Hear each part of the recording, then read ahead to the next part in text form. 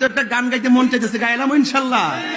আল্লাহ যখন ছিল একা, যদি হাদিসের লগে গজলটা না মিলে আমার কাছে কয়েন আপনারা, এরা যে ঠাসকের আমি গান গাই, আমি বুঝাইয়া দলিল ছাড়া তাহিরি কথা বলে না। আল্লাহ যখন ছিল একা, নাহি ছিল কোন সখা, তখন আল্লাহ প্রকাশিতে চায়। লাক্সিনি রে খেলাটা, লাক্সিনি ভাই, এই হালকার মানুষ হাত তুলে বলো ঠিক কি না বলো।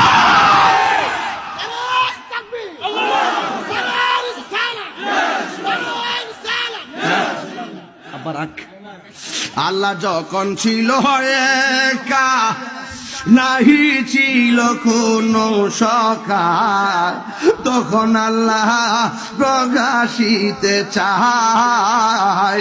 আল্লাহ হাকিকতের নূর দিয়া হাবিবের নূর করলেন পয়দা, ওরে জোশ মারিলেন এশকের দরিয়ায় রে, সময় যায় পর দরুদ নবী মুস্তাফায়। জোরে কি আল্লাহু আকবার কোন যাইতো না ভাইজান?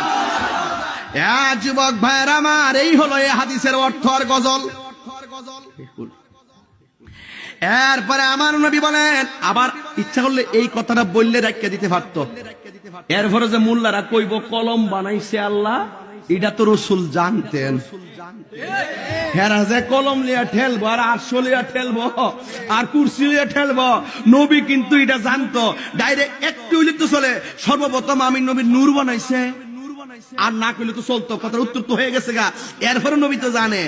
আল্লাহর হাবিব ডাক দিয়া কয়, যখন আল্লাহ আমি নবীর নূর মুবারককে বানাইছে, ফাজালা যালিকা নূরু ইয়াদুরু বিল কুদরাতি হাইসু শা আল্লাহু তাআলা।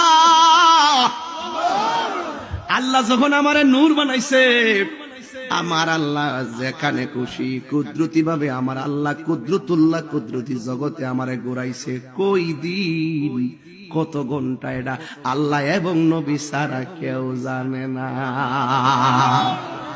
বাংলাদেশে কিছু লোক আছে না, কয় নবী মূর্খ ছিল, নবী নাকি লিখতে জানতেন না, পড়তে জানতেন না।